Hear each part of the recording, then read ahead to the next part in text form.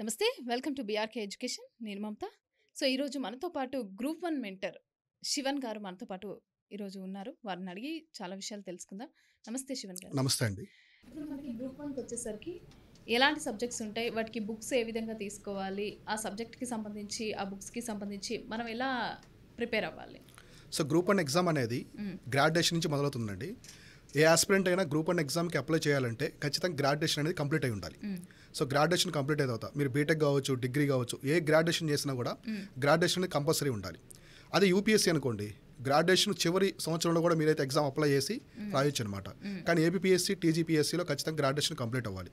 So complete అయిన తర్వాత మేము గ్రూప్ 1 ప్రిపేర్ అవ్వాలనుకుంటున్నారు, సో ఆస్పిరెంట్ అని అనుకుంటే ఫస్ట్ మీరు చేయాల్సింది ఆ వెబ్సైట్లోకి వెళ్ళాలి. ఏపీఎస్సీ, టీజీపీఎస్సీ వెబ్సైట్లోకి వెళ్ళి సిలబస్ కాపీని డౌన్లోడ్ చేసుకోవాలి. సిలబస్ కాపీ డౌన్లోడ్ చేసుకొని ఒక్కసారి మొత్తం అనాలిసిస్ చేయాలి. ఎవ్రీ ఇయర్ సిలబస్ మారుతుందా? సిలబస్ అనేది ఎవ్రీ ఇయర్ మారదండి. ఎవ్రీ ఇయర్ గ్రూప్స్ ఉండవు. గ్రూప్స్ అనేవి కొన్ని ఇయర్స్ తర్వాత ఇస్తూ ఉంటారు. 2-3 ఇయర్స్ తర్వాత. ఆల్మోస్ట్ తెలంగాణ చూస్తే 8 ఇయర్స్ తర్వాత ఇచ్చారు. తెలంగాణ ఎప్పుడైన తర్వాత 8 ఇయర్స్ తర్వాత ఇచ్చారు. అది కూడా మళ్ళీ వాయిదాలు పడి 2 ఇయర్స్ లేట్ అయిపోయింది. సో ఇలా అండి, గ్రూప్స్ అనేవి 2 ఇయర్స్కి 3 ఇయర్స్కి ఒకసారి వస్తూ ఉంటాయి. సో కాబట్టి ఒక్కసారి వచ్చినప్పుడే దాన్ని పట్టేసుకోవాలి. సో బాగా ప్రిపేర్ అయి పట్టేసుకున్నారంటే మీరు సర్వీస్లో ఉండిపోతారు. సో కాబట్టి ఇక్కడ సిలబస్ అనేది డౌన్లోడ్ చేసుకోవాలి. ఈ సిలబస్ అనేది వేరియేషన్స్ కూడా వస్తూ ఉంటాయండి, చేంజ్ అవుతూ ఉంటాయి సిలబస్లు. ఇప్పుడు తెలంగాణలో ఉండే సిలబస్, ఏపీలో ఉండే సిలబస్, ఇప్పుడు ఇండియన్ హిస్టరీ ఉంది, భారతదేశ చరిత్ర, అక్కడ తెలంగాణలో కొంచెం వెయిటేజ్ తక్కువ ఉంటుంది, ఇక్కడ కొన్ని కాన్సెప్ట్స్ ఎక్కువ ఉంటాయి ఏపీలో, ఏపీ సిలబస్లో. సో ఇలా ఉంటాయండి. ఇంకా సిలబస్లో మనకి ప్యాటర్న్స్ అనమాట, పేపర్స్ ఉంటాయి, మెయిన్స్ పేపర్స్ ఉంటాయి, పేపర్ 1, పేపర్ 2 ఇలా అక్కడ సబ్జెక్టులు మారుతూ ఉంటాయి. అంటే ఓవరాల్గా సిలబస్ అనేది కోర్ సబ్జెక్ట్స్ అయితే ఉంటాయి. సో కోర్ సబ్జెక్ట్స్ అనేవంటే మనకి ఇండియన్ హిస్టరీ కావచ్చు, geography, polity, economy, science and technology, environment, current affairs ఇట్లాంటి అన్నీ ఉంటాయి కామన్గా. కాకపోతే వేరియేషన్స్, వెయిటేజ్ అనేది మారుతూ ఉంటుంది. దాదాపు ఎన్ని సబ్జెక్ట్స్ ఉంటాయి? సబ్జెక్ట్స్ చాలా ఉంటాయండి, 10+ సబ్జెక్ట్స్ ఉంటాయి, 13 వరకు ఉంటాయి సబ్జెక్ట్స్. సో కోర్ సబ్జెక్ట్స్ ఉంటాయి, మళ్ళీ పార్ట్స్గా ఉంటాయి. ఇప్పుడు జాగ్రఫీ ఉంది, భూగోళిక శాస్త్రం అంటారు, భూగోళ శాస్త్రం. సో అది 3 రకాలుగా ఉంటుంది. సో ప్రపంచ భూగోళ శాస్త్రం ఉంటుంది, భారత భూగోళ శాస్త్రం ఉంటుంది, స్టేట్కి సంబంధించింది కూడా ఉంటుంది. 3 మొత్తం కవర్ చేయాలి అండ్ లోకల్ స్టేట్కి సంబంధించి కూడా కవర్ చేయాలి. సేమ్ హిస్టరీ కూడా అంతే అండి. చరిత్ర కూడా మనకి ఓల్డ్ ఉండదు. హిస్టరీ అనేది, ప్రపంచ చరిత్ర అనేది మనకి సిలబస్లో అసలు ఉండదు, ఓన్లీ యూపీఎస్సీ మెయిన్స్లో ఉంటుంది. సో స్టేట్కి అయితే only Indian history, state history ఉంటుంది. సో తెలంగాణ అయితే కొంచెం ఎక్స్ట్రాగా తెలంగాణ మూవ్మెంట్ కూడా యాడ్ చేశారు. సో తెలంగాణ ఉద్యమం, రాష్ట్ర అవతరణ కూడా, స్టేట్ వచ్చిన తర్వాత మొత్తం ఎలా జరిగింది, స్వాతంత్రానికి ముందు ఎటువంటి మూమెంట్స్ జరిగాయి తెలంగాణ కోసం, అవన్నీ కూడా ఇంక్లూడ్ చేశారు. ఇలా చరిత్ర 3 చదవాలండి. మళ్ళీ మనకి ఇండియన్ చరిత్ర అనుకోండి, భారతదేశ చరిత్ర. సో భారతదేశ చరిత్రలో మళ్ళీ 3 పార్ట్స్గా డివైడ్ చేసి ఉంటారు, ఏన్షియంట్, మిడివల్, మోడర్న్. సో మనకి మామూలుగా చరిత్రలోకి వెళ్తే సింధు నాగరికత అంటారు, మన నాగరికత మొదలైంది. సింధు నాగరికత దగ్గర నుంచి మనకి గుప్తాస్ వరకు, గుప్తులు అంటారు. సో గుప్తా సామ్రాజ్యం ఉంటుంది, అక్కడ వరకు ఒక పార్ట్గా ఉంటుంది, దాని ప్రాచీన చరిత్ర అంటారు. సో గుప్తాస్ దగ్గర నుంచి, సో పోస్ట్ గుప్తాస్ దగ్గర నుంచి ఔరంగజేబు ఉన్నారు కదండి, సో మొఘల్స్, ఔరంగజేబు చనిపోయిన తర్వాత వచ్చే వరకు అంతా కూడా మిడివల్ అనమాట, మధ్యకు భారత చరిత్ర అంటారు. సో మళ్ళీ ఔరంగజేబు చనిపోయిన తర్వాత దగ్గర నుంచి మనకి 1950 వరకు, సో 1947 వరకు, లేదా స్టిల్ టుడే ఇప్పటి వరకు, నిన్నటి వరకు కూడా మనం మోడర్న్ ఇండియా అనుకోవచ్చు. సో ఇలా 3 పార్ట్స్గా ఉంటుంది హిస్టరీ కూడా. సో కాబట్టి సబ్జెక్ట్స్ అనేవి చాలా వ్యాస్ట్గా ఉంటాయండి. It's not a easy exam, కానీ స్మార్ట్గా ప్రిపేర్ అయితే మాత్రం చాలా తక్కువ టైంలోనే ఎగ్జామ్ని క్లియర్ చేయొచ్చు. సో ఎవరైనా ప్రిపేర్ అయ్యే వాళ్ళు ఉంటే ఖచ్చితంగా మీరు 1 ఇయర్ ముందు స్టార్ట్ చేయడం బెస్ట్ అండి గ్రూప్ 1. సో ఇప్పుడు మనకి సబ్జెక్ట్లోకి వెళ్ళిపోతే, సో ఏపీఎస్సీకి, టీజీపీఎస్సీకి సంబంధించి ఫస్ట్ తెలంగాణ గురించి అయితే మనం డిస్కస్ చేద్దాము. సో తెలంగాణలో ఫస్ట్ ప్రిలిమినరీకి సంబంధించి ఒక 13 యూనిట్స్ ఇచ్చారండి, ప్రిలిమ్స్ సిలబస్ సంబంధించి.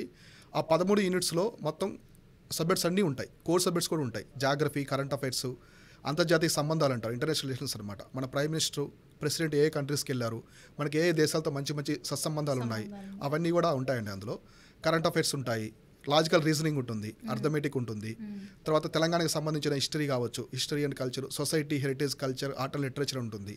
సో ఇట్లా తెలంగాణ జాగ్రఫీ, పాలిటీ, ఎకానమీ ఇలా ఉంటాయండి. ఇట్లా ప్రిలిమ్స్కి సంబంధించి సిలబస్ మొత్తం ఇస్తారు. నెక్స్ట్ మెయిన్స్కి సంబంధించి ఎగ్జామ్ ప్యాటర్న్ ఉంటుంది, పేపర్ 1, పేపర్ 2, పేపర్ 3 ఇలా ఉంటాయి. ఒక్కో పేపర్లో మనకి 2 నుంచి 3 సబ్జెక్టుల వరకు ఉంటాయండి. సో ఒక్కో పేపర్లో కొన్నిసార్లు 3 సబ్జెక్ట్స్ ఉంటాయి. సో ప్రజెంట్ మనం చూసుకుంటే తెలంగాణ ఏపీఎస్సీలో 3 సబ్జెక్టుల వరకు ఉంటాయండి మినిమం ఒక్కో పేపర్లో. సో ఒక్కో అంటే మనకి హిస్టరీ, జాగ్రఫీ, ఐఆర్ ఇట్లా కొన్ని ఇస్తారనమాట. సో కొన్ని పేపర్స్లో ఓన్లీ ఒకే సబ్జెక్ట్ ఉంటుంది. సో ఇప్పుడు ఆంధ్రప్రదేశ్కి సంబంధించి మనం చూస్తే గ్రూప్ 1లో చివరి పేపర్ అనమాట, పేపర్ 5th ఉంటుంది, ఓన్లీ సైన్స్ అండ్ టెక్నాలజీ మాత్రమే ఉంటుంది. సో ఇలా ఉంటాయండి. కొన్ని పేపర్ ఓన్లీ ఎకానమీ ఉంటుంది. ఇలా అంటే స్టేట్ బట్టి అండి సిలబస్ అనేది చేంజ్ అవుతూ ఉంటుంది, కానీ వెయిటేజ్ మాత్రం చేంజ్ చేసుకుంటూ ఉంటారు. కొన్ని రిమూవ్ చేయొచ్చు, కొన్ని యాడ్ చేయొచ్చు. ఇప్పుడు పబ్లిక్ అడ్మినిస్ట్రేషన్ ఉంది, సో గవర్నెన్స్, పబ్లిక్ అడ్మినిస్ట్రేషన్ ఇలా ఉంటాయి. ఈ పబ్లిక్ అడ్మినిస్ట్రేషన్ అనేది ఏపీలో ఉంటుంది, కానీ తెలంగాణలో ఉండదు. సో తెలంగాణ మెయిన్స్లో వచ్చేసి డిఐ ఉంటుంది, డేటా ఇంటర్ప్రిటేషన్ అని. అది ఏపీలో ఉండదండి, ఏపీ గ్రూప్ 1లో ఉండదు. ఇట్లా సిలబస్ వేరియేషన్స్ ఉంటాయి. సో బుక్స్ అండి, సో బుక్స్ గురించి చూసుకుంటే సిలబస్ చదివిన తర్వాత ప్రతి ఆస్పిరెంట్ కూడా ఫస్ట్ 3 days మొత్తం సిలబస్ చదివేసేయాలి. సిలబస్ ఎలా చదవాలంటే it is the gateway to the preparation. So ప్రిపరేషన్కి ఒక గేట్వే లాంటిది, దాన్ని బాగా అనాలిసిస్ చేయాలి. అంటే ఇండియన్ హిస్టరీ అన్నారు, ఏ యూనిట్స్ ఉన్నాయి అందులో, నెక్స్ట్ జాగ్రఫీ అన్నారు, సో జాగ్రఫీలో ఎటువంటి యూనిట్స్ వస్తున్నాయి. సో మొత్తం సిలబస్ అంతా అనాలిసిస్ చేసిన తర్వాత బుక్స్ తీసుకోవాలి. సో బుక్స్ అనేది ఊరికే వెళ్ళి మార్కెట్లో తీసుకోకూడదండి. సో మార్కెట్లో 90% ఆఫ్ ది బుక్స్ స్క్రాపే ఉంటాయి. సో స్క్రాప్ అంటే అవి సరిగా ఫ్యాక్ట్స్ మొత్తం కవర్ చేయరు. సో బుక్స్ ఎలా తీసుకోవాలంటే కొన్ని క్రైటీరియా ఉంటుందండి బుక్స్కి. సో బుక్స్ అంటే ఫస్ట్ మన సిలబస్ మొత్తం కవర్ అవుతుందా లేదా, సిలబస్ అంతా కవర్ అవుతుందా లేదా అదొకటి చూసుకోవాలి బుక్స్ సంబంధించి. ఓకే, సిలబస్ కవర్ అయిపోయింది, నెక్స్ట్ ఆ బుక్ అనేది అప్డేట్ అవుతుందా లేదా, సో దానికి కొత్త ఎడిషన్స్ అనేవి వస్తున్నాయా లేదా అది కూడా తీసుకోవాలండి, అది కూడా చూసుకోవాలి. నెక్స్ట్ ఇంతకుముందు టాపర్స్ చదువుంటారు కదా, టాపర్స్ అయి ఉంటారు కదా, సో ఇంతకుముందు ఎక్కువ మంది చాలా ఇయర్స్ నుంచి చదువుతున్న బుక్స్ కూడా చూసుకోవాలి, అటువంటి బుక్స్ కూడా చూడాలి. నెక్స్ట్ ఈ 3 కలిపి కొన్ని బుక్స్ ఉంటాయి, 2-3 టైప్స్ బుక్స్ ఉంటాయి ఈ క్రైటీరియన్ కలిపి. అందులో ఈజీ టు అండర్స్టాండ్, సో మనకి ఈజీగా ఏది అర్థమవుతుంది, సో ఆ బుక్ ప్రిఫర్ చేయాలి. సో ఈ క్రైటీరియాని బట్టి మీరు బుక్స్ అనేది తీసుకుంటే మాత్రం చాలా బెస్ట్గా ఉంటాయి. ఓకే, ఇక్కడ మీరు బుక్స్ గురించి చెప్తున్నారు కదా, దాదాపు తెలంగాణలో కానీ ఏపీలో కానీ మోస్ట్లీ అంటే నేమ్స్ అనేవి కొన్ని ఉంటాయి కదా బుక్స్కి సంబంధించి. సో మీరైతే ఏది ప్రిఫర్ చేస్తారు? సో బుక్స్ అని ఫస్ట్ పబ్లిక్ మనకి గవర్నమెంట్ పబ్లిష్ చేస్తాయండి కొన్ని బుక్స్, తెలుగు అకాడమీ బుక్స్ అని ఉంటాయి, BR Ambedkar open university books అని ఉంటాయి. అవి చాలా ఎక్స్పర్ట్స్ రాస్తారండి ఆ బుక్స్ అనేది, చాలా చాలా బాగుంటాయి. ఆ బుక్స్ అయితే మంచి బేస్ వస్తుందండి. తర్వాత ప్రైవేట్ ఆథర్ బుక్స్ ఉంటాయి మనకి, లక్ష్మీకాంత్ అని, నితిన్ సింగ్ అని చెప్పేసి, రమేష్ సింగ్, వివేక్ సింగ్, ఇట్లా కొన్ని బుక్స్ ఉంటాయి, సిఎన్ఎస్ఆర్ హిస్టరీ అని చెప్పేసి ఇలా ఉంటాయి. ఆ బుక్స్ చదవాలి. తర్వాత కొన్ని ఇన్స్టిట్యూషన్ మెటీరియల్స్ తీసుకొని వాల్యుయేషన్ చేసుకోవాలి, కొన్ని ఇంపార్టెంట్ పాయింట్స్ మాత్రం తీసుకోవాలి, అవి కంప్లీట్ చదవకూడదు. ఇలా 3 types ఆఫ్ బుక్స్ తీసుకుంటే ప్రిపరేషన్ చాలా స్ట్రాంగ్గా ఉంటుంది. ఓకే అండి, థ్యాంక్ యూ. ఎలా చదవాలి, ఎలాంటి సబ్జెక్ట్ అనేది ఎలా చూస్ చేసుకోవాలి, సబ్జెక్ట్కి సంబంధించి బుక్స్ ఎలా తీసుకోవాలి అని చెప్పినందుకు చాలా థ్యాంక్ యూ. Thank you.